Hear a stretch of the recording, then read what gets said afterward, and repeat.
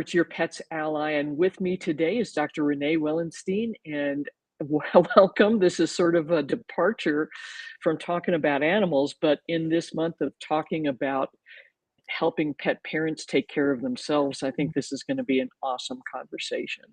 So, welcome, Dr. Renee. Thank you.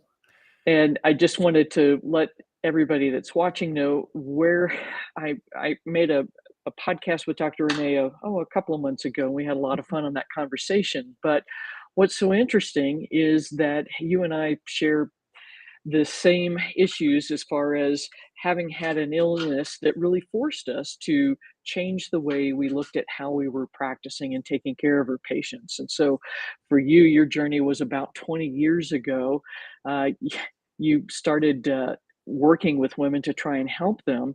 And in 2012, you fell off a horse, had this horrible accident, broke Mhm, your back, all sorts of awful stuff, and just your recovery was brutal. mhm, And you got the typical um, response from doctors like, "Oh, you're just depressed. Just take some mhm, Prozac and you'll be fine."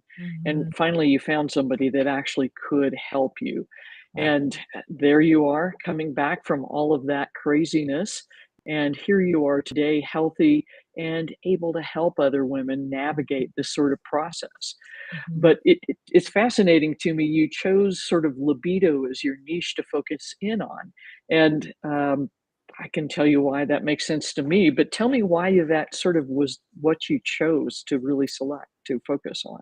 Well, as being educated as a physician and you probably as a veterinarian, you take care of all animals, right? Like, I mean, I guess you can specialize in small animals, but, for me with women, I was basically trained to take care of all women. And when I first entered the holistic health realm, I was thinking, gosh, I have to just no woman left behind. I just have to take care of every woman with every problem. And it's hard, it's as you know, with holistic health, it's not an algorithm or protocol we follow. It's not go here, prescribe this. We are much bigger in thinking and it's really root cause medicine and it's playing a detective essentially.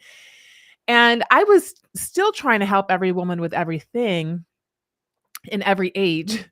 However, the global pandemic occurred and the online space got really noisy. Really, it was deafening even to myself. And, I was chiming in, talking about the immune system and gut health and all the things. And, when I had to sit back and look and I said, well, where is it specifically that women aren't getting helped with? And, what did I see in my 20 years of working with women that wasn't getting talked about? What did I have a struggle with personally, but also in helping other women come to a resolution of their symptoms with? And that was libido, low libido. And it's, a very taboo topic. And what I love about it is number one, I am shining a light on a topic that women aren't talking about. They're thinking it's a normal, rite of passage as we age or have children. And the other beautiful thing with me addressing libido in women is I still get to talk about all of the things I love to talk about, which is gut health and, stress levels and, nutrition, all the things that I love to talk about before and getting a woman healthy, because believe it or not, those are really integral to a woman's libido. It's all helping with hormone balancing. Classically women think, oh, just give me a hormone to make it better or a pill. And I'm sorry to say there's really not a pill out there for women. We're not men. We don't fix We don't easily. get the little blue pill. We don't. And, I like to say we're much more complex in a beautiful way. And, and fortunately or unfortunately, a lot of it starts up in our mind, in our head. And, but there are other areas that I focus on to help women. And usually it's more than one area that we focus on when we're dealing with low libido. So, and again, we start foundationally with her mindset and we branch out from there. Right on, because I think even for men, the little blue pill doesn't work if everything else is out of whack.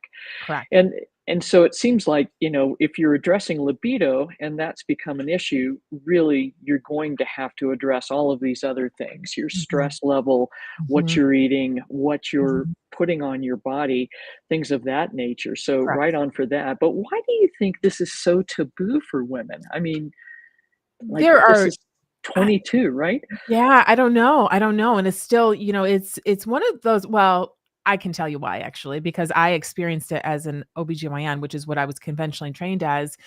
And a woman would come into me complaining of a low libido, and I literally would sink in my chair because I didn't have that pill for her. And, we are essentially there is one now, but, from my feedback from a lot of the women on social media, it doesn't work, for most women. And that's the thing, I'm trying to design programs that I can help more women, than just those few that are helped with that pill. So, and, myself back in the day, I would sink in my chair because I didn't have the pill. And we were pretty much conditioned to think, oh, women are like little men, just give them testosterone. However, two things. Number one, I was taught not to give testosterone to women. And so what do I do now? I can't give testosterone. I remember prescribing this one pill that wasn't even FDA approved, and it, was only good for menopausal women, and it had testosterone in it. And to think back of like the handful of women that I prescribed that to and how I really harmed their livers just because I had to give them a pill to try to help their libido, Right. it just now makes me cringe of some of the things that I did. I didn't know any better though. This is how I was trained. Right. And, fast forward to current day, I have tried testosterone in many women because as a holistic health doc, I do go against the grain because, I listen to the patient. I have compounded creams, and guess what? A lot of them still don't work. Yeah, right on. And I'm not here to say I don't believe in hormones. I love hormones when needed, specifically for certain situations as women as we age, but I don't think it's the end all be all for women with low libido. So I do think it's such a taboo topic because docs just don't know, number one, how to deal with it, how to address it. And so they don't even talk about it. Or when a woman does bring it up, they're told it's normal, or it's because you have kids, or because you're stressed. And while I do agree that that could be one of the underlying factors, like they don't give a solution. Like, okay, so what do I do about it? And partly because, as you probably remember from practicing conventionally, you get literally 5 minutes with Yeah, a patient, and it's really you can't hard. do this. No, you can't educate on on stress management, on they're probably going, "Oh, just go meditate." Well, that's not for every woman. Or, Yeah, just go eat healthy. Well, how do I do that? So a lot yeah, of women don't even know the first steps of how to do that. Not only that, a lot are stressed, and it's really overwhelming when they're looking online of all the different ways that you can get healthy and eat. And it's just we're taking overwhelmed, stressed out women and making them even more so when we're trying to tell them yeah. to do these things without any assistance. Right, and I mean, and that's the same problem in veterinary medicine. "Oh, your dog has kidney disease. We'll just wait till it gets worse to do anything." And it's like, "Really?" So, but I mean, that's the problem. So here is a woman who's been told by a doctor, "Oh, you're just stressed out." And Yeah. she goes and starts searching, and then she discovers, "Oh my God, I can meditate, I can do yoga, I can blah, blah, blah, Mhm. blah," and it's too much. And same Mhm. thing with eating. And unfortunately, it's like we're in different camps, if you will, about what is the right way to eat. And ultimately, there's so many different ways because one way doesn't work for everybody. No. So that's something that you can help people weed through, like, what Mhm. is it that really is going to work the best for you? And some of it probably will be trial and error, I'm guessing. Absolutely. Yeah, and, and I've now pivoted completely online. Pre-pandemic, I did this, so I beat everyone to it. Right And it on. was believe me, it wasn't intentional. Our my office had closed for financial reasons, and I was like, "Okay, how do we do this doctor thing online?" I figured it out. But, it's interesting because the more I even online, do this work with women and specifically on libido, and not even on libido, just health and wellness in general, I continue to evolve and continue to realize that again, we're dealing with really stressed, overwhelmed women when we're telling them in 24 hours to change everything about their daily activity. Oh, gotta sleep, gotta drink water, you gotta stop eating this and eat this and don't it's a lot, It's too so much. it's too much. So, while I do think certain ways of eating are better than others at certain times, and again, it's not cookie cutter. So I do think the approach I take with most women now are how to develop healthier habits. I mean, we don't even know how to develop habits. We were just kind of told, Right. okay, wake up tomorrow morning on a Monday and you start all of this. And realistically, it doesn't stick. Women can do it 7 days, 14 days, maybe 21 days, and that's it. And, what I'm really noticing is just really teaching them how to build little habits on top of them, like day after day. It could take a year to get to the end point, but you know what? They're going to stick because they did it in such a way where it didn't feel overwhelming. And I also, the same goes with nutrition. My biggest goal in the beginning is let's just talk about like getting some of the not so great foods out and little by little and swapping in some of the healthier things, not cutting out food groups, not intermittent like let's just little Let's baby start steps. easy. Start easy, because if you Yeah, start diving into the 16-hour intermittent fasting and not eating carbohydrates and all the things, you're it's going to again, crash and burn. it's yeah, you're going to crash and burn. And again, I don't think it's always appropriate coming right out of the gate. I think those are skill sets that you evolve to. And a lot of times women can continue to eat a certain way and get all the health benefits for their body, and they don't need to go any further. So, Right, right. And that's it. I mean, I think that's what it took me. I've had, we just talked about it before. I had myriad health issues, and it really took me a while to figure out that I can't go for the whole enchilada. Like at no. one point, literally, I was 225 pounds. I can't go from 225 to 150 in 1 year. Yeah. But so I finally figured out, okay, if I start doing this, that's going to take me so far and so far and so far. And just little pieces made it much easier. But Correct. there wasn't anybody to teach me that at the time. And Mhm, this is back mhm, in '06. So right on, because I mean, golly, if you start with the hardest thing, like taking mhm, sugar out of your diet, mhm. that's going to cover so much. Yeah. So Yep. right on. So you mentioned hormone imbalance, and that's something we all want, the magic pill or the cream or the implant. And Mhm, actually, I did have a testosterone implant, and that mhm, has been awesome.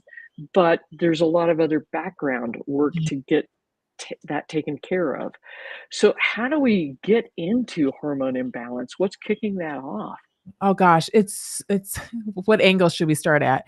You know, stress is a huge one, number 1, and, it affects men and women alike, because what happens is we have a stress hormone, it's called cortisol, and a lot of times what will happen is there is actually some physiological things that go on when we're chronically stressed, such as, for women, for instance, to reproduce, it takes a healthy body, and if your body is stressed and said, "Oh my gosh, she's in danger 24/7," your body doesn't know not you're not running from a tiger. Your body just knows that you're experiencing some psychological, emotional, physical stressor day in and day out, that it's not safe to have a baby. So you might not get your period, or, a lot of times women in menopause will have worsening symptoms, or men will actually have some either libido issues or some sort of sexual dysfunction. And this is all because when you're stressed, your body basically is like, okay, survival mode,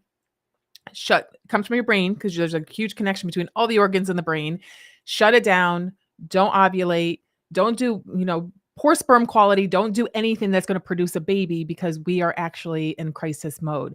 So you essentially will get low estrogen, low testosterone, low progesterone from the shutdown coming taking part because of the stress. Not only that, there is a hormonal cascade whereby it's a beautiful symphony of hormones, including estrogen, progesterone, testosterone, and cortisol. And what happens is when we are super stressed, trying to pump out that stress hormone cortisol, we steal all of the hormonal precursors just to make that cortisol. So another reason why the hormones they're not even being made. They're not only getting suppressed from the brain, but they're not getting made. So that is one area. Number 2, food. A lot of times our food choices, usually again from stress, because when we are stressed, we crave the sugar, we crave the salty foods, we crave the caffeine for energy. All of those are further disrupting not only our cortisol, but also our female and male hormones. Gut health, super important. Again, stress, also related to food, because because our hormones actually are packaged up and released by some of the gut bacteria. And when we have an imbalance in the gut bacteria related to stress, diet, then, processed packaged food, sugars, all of it, we actually are going to get the imbalance in the gut bacteria, not necessarily having an adequate number of those bacteria to break down, namely our estrogens. So a lot of women can become what they call estrogen dominant, which is what I see most commonly. And that those are women that are heavier, crampier periods, weight gain around the middle, super moody, irritable, all again because of that imbalance between estrogen and progesterone. And a lot of it is because it's not necessarily that you're producing it, it's just that you're not removing it. Or there's other external sources of estrogen, such as the toxins you were mentioning earlier. Personal care products are the big one for women, what we put in and on our body as far as shampoos, conditioners, skincare, makeup. Each of these products, generally will have anywhere between 30 and 50 ingredients. I actually saw one recently. I looked at it. It took up an entire side of a box. I was like, that is Wow. it's probably 100 ingredients. And Wow. that's just one product, Yeah. times how many, I mean, women just with their makeup routine alone will probably put on 15, 20 different products, each of those. So just think about like how this is it's exponential, the amount that we're getting exposed to, that are potentially, they're called endocrine disrupting chemicals, and they are in a lot of our personal care products. And again, I name women because we tend to put them more on than men, but there are a lot of men out there putting a lot of products on their body as well that are disrupting Right. their testosterone. And it's not an additive effect. It's not 1 plus 1 plus 1 equals 3. It's 1 plus 1 equals 10 as Correct. far as the amount of endocrine disruptors that you add in. So, Yep. and it's like that with a lot of toxins. So there's sort of an exponential effect, Correct. if you will, rather than an additive effect. That is correct. So yeah, so I mean, it's just like no wonder women start to look like, okay, what do I do now? And they're like, too much information because it Yeah. is too much to tackle all at one go. Mhm. So, so if you were starting from scratch Mhm. and you're this poor woman that's just been to see her doctor and he said, "Oh, you just need to eat right and sleep better and meditate and you'll be fine." And she goes and she's like, "Whoa, where would you actually recommend somebody start? Yeah, What would the first step be?" I always start with nutrition, with diet, and, like you said, just start with cutting out added sugars. I'm not saying you can put some honey, you can put, like, the added stuff that if you look at labels, they have added sugar in so many things that, and I can say this because I had a sensitivity to sugar back in December of 19, and I remember when I got my results back, I was that cocky, functional medicine doc. I said, "I don't have a lot of sugar." Woo! When I literally went and looked, like, all of the food I was eating was healthy, but my pre-workout had sugar in it. My post-workout shake had sugar in it. I ran that afternoon to go pick up an organic simmer sauce to make dinner easier. Second ingredient was organic cane sugar. But I it's literally organic. I know, right? But Yeah. look, like you said, it's cumulative. Like it's just here, it's there, it's everywhere until I started to really, it's in condiments, like a lot of the different sauces that we have. And again, a lot of people nowadays have like protein shakes and such, but like if they're flavored, they probably have sugar in them. The flavored creamers, the flavored everything nowadays has, if not sugar, then an artificial sweetener, which is even worse. I'd rather you have real sugar than an artificial sweetener, but nonetheless, it's really creeping in there. Yeah, and that's a really important point too, because we think, okay, I'll just have this Diet Coke, but actually it does more bizarre things to your entire system than sugar actually does. Yeah. So, and weirdly, I've had a lot of friends tell me that that was harder to stop than actually sugar was, the This artificial sweeteners. yeah, they hire scientists, these food companies to put these chemicals in food. You literally, we laugh at commercials that say, "You just can't have one." No, no, really. They put They additives made it that way. that way. The scientists have actually, um put chemicals in there, and I say chemicals, they're chemicals actually. They're synthetic chemicals that you can't just eat one because it gives your body such a hit of happiness. You get this what they call dopamine hit, this reward that you literally and then you take a man or a woman who's super stressed. Gosh, the last 2 years have been super stressful, right? And they want a bag of chips. Well, the bag of chips is gone, but that made me feel so good. Next time I'm gonna get 2 bags of chips. And it's just a vicious cycle. So I do think, and a lot of times, it could be a sugar derivative or a sugar that's making it addictive as well. So I think, and I'm not sitting here saying no sugar, but I really like just be a detective, start looking at labels and where can you cut down? Because I think cutting down in the beginning is more realistic than cutting out completely.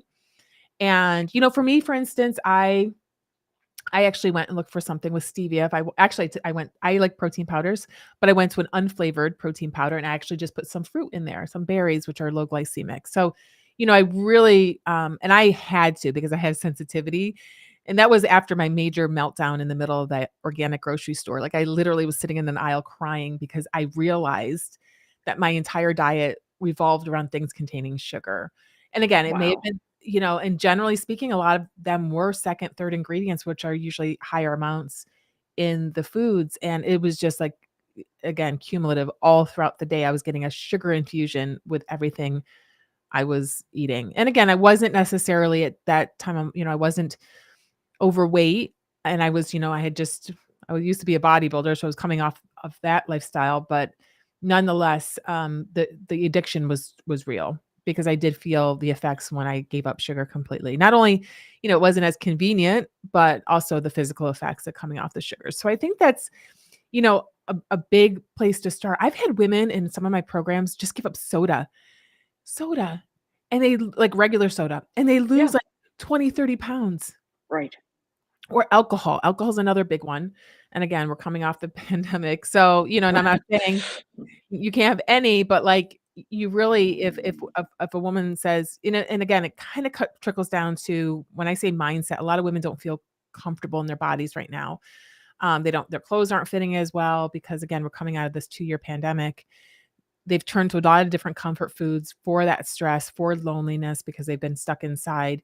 And now we're coming out of this and it's affecting their libido in that their clothes aren't fitting. So they're dressed all in black and, they don't want to be touched. Don't touch my rolls on my back and don't look at me without the lights off and all these things. It really trickles down to her desire, and the stress level. Obviously, if a woman's stressed, unlike men, she prioritizes, intimacy much lower on the pecking scale as far as priorities in a day. So, I do find that just simply starting to target nutrition little by little, she's probably going to start losing weight easily because she's cutting down on some of the, like I said, the sugars that were creeping into her diet. And then, oh, the pants are going to start fitting better. And oh, the confidence is going to start coming back and her self esteem and I hate to say it, but it is a lot of women's vice. When they gain weight, they just don't feel as confident in their skin. And just Right on. even 5 or 10 pounds are just starting to feel like, I got this, like, and, just even a little bit, not even on the scale, just like their pants, like maybe they're less bloated and they're like, wow, like I'm starting to feel a little bit better. It allows them next day to put another foot forward, and I always say 1% better. Just try to do 1% better than you did yesterday. Like one little ingredient maybe, or one meal minus the added sugar, like take one thing out every couple days. And like you said, you're not going to lose 50 pounds in a month or two and have it without surgery and have it sustainable. Yes. Where I come from is teaching women just like not to deprive yourself completely, and like you have some cake, have some cookies, but just not every day. And, really to make this more of a lifestyle than just a crash fad diet. Right on. Because I mean, that's going to be the only way that you get sustained results Yeah, and that you stay healthy long term. Now, correct. one thing you mentioned earlier was that dopamine you get from a Lay's potato chip. And Mhm. frankly, from Facebook, from likes, I mean, our Yeah. society has engineered us to continue to do things that are bad for us because it manipulates our other hormones. So, dopamine, um, endorphins, things of that nature. So, along those lines, what are the benefits of sex other than just making babies? Oh my gosh. Well, it's one of the best stress relievers, believe it or not. Yeah, It actually does, give you a boost of your own natural hormones, including testosterone. It does help with and a lot of the effects of sex actually are related to the stress relieving. So better heart function, better brain function, better performance. You know, uh, it burns calories. Who doesn't love that, right? The yeah, metabolism booster. So like there are so many, and that's the other fallacy out there is women think, well, I've had kids, why do I need it? Well, there's so many other benefits.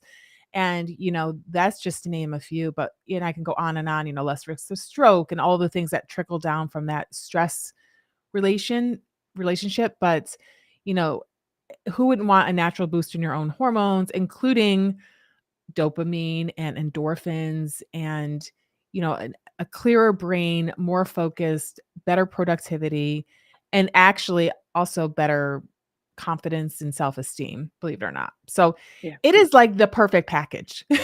Amen, amen. And it's really cool because when you're getting dopamine, oxytocin, things like that, because you've had intimacy with somebody, it's like, okay, this is from me. I own this. Mhm. It Mhm. wasn't coming from that bag of potato chips. No. This is coming from sharing something really important with somebody else. So, and I love how you brought up that oxytocin because I think that's a hormone, that we don't ever talk about. It's our love hormone, it's our cuddle hormone, but one that's obviously released during any type of intimacy. It can be hugging, it can be holding hands, it doesn't have to be, sex, but, it does, number 1, increase your connection with that person, but number 2, it's on a little teeter-totter with cortisol. So that's actually one of the reasons how sex actually lowers stress is because when your oxytocin, your love hormone goes up, your cortisol level comes down. So, even walking around the house, giving your loved ones hugs, even your pets. right. I mean, Love on that's your dog if you and I do often, and you can feel that instant, like, love and that hormone oh, surge and yeah, stress reduction immediately. So yeah. that's actually one of my favorite stress reducers is cuddling my dog. Right, and that's what a lot of studies about pet ownership, particularly, studies with pets and elderly people that have them, it keeps that bonding, that sense Mhm. of love, that sense of having, connection to others really, really intense. Yeah. So and yeah, and it's great. So there's lots and lots of benefits from that. Mhm. So I'm gonna pick your brain for a couple of minutes. So I'm doing ostensibly everything right. Mhm. As far as I'm eating clean, I'm I don't use the skincare stuff that has the laundry list of chemicals. I'm sleeping better. My libido thankfully is somewhat up, but still I'm just tired all the time. And Mhm. so where would you suggest I go next? How's your stress level? It's intermittent. Yeah, it goes Yeah. up and down. Like today, it's pretty astronomical. Yeah, yeah. I think I call it the ABCs of my stress management. Again, I don't poo-poo and say, go away, meditate. Like there's just some stressors. I get it. Like we have stressors. So what's some practical ways that you can manage that stress? Number one, awareness. I think the biggest thing is, sort of saying, okay, in those up days, what is it that's your biggest stressor? What is it that's putting you over the edge? And, that's kind of followed by my 4 Ds. What do you absolutely have to do? What can you have someone else do? Delegate. What can you just put off for another day that you don't have to do it today? And what can you just completely take off your list? And I think the delegating part was a huge, it was an obstacle for me personally, because I think as women and or overachievers that we are, because we do have professional degrees, we don't want to ask for help. In the past, like we asked for help, it felt maybe we're conditioned to feel like it makes us feel like a failure. Like we're conditioned to wake up and just be superwomen and do it all. Right. And at the end of the day, you can't do it all. So I'm becoming better. I'm not perfect yet of delegating, but delegating to other people that can do it and that's the other thing. Just I never thought anyone else could do it as well as I could. And I'm now I'm like, okay, you're just as like maybe not as good, but good enough that I don't have to do it. And I'm super grateful because it's one less thing off my to-do list. Because honestly, women, we put 10 things on our list when we can only get 3 things done. So not only do we not get those other 7 things done, but we fall into bed at night feeling like a failure that we didn't get all 10 things done. We're experts at making ourselves feel guilty, shamed, like a failure, like not good enough. We do that. We're experts at that. What I'm trying to do for women is like, how can we not do that so often? So the awareness is key. Boundaries, where to say no. You're a nice Dr. Ruth is so nice. And so, I'm sure there are places that you can say no, that you cannot put your energy, especially in days like today. And then obviously communication of where you need that help. And again, it could be friends helping you out. It could be colleagues helping you out. It could be people in your household helping you out. Just communicate what you need, and that obviously some days you can do it all, and other days you're just going to have to call on your tribe to help you.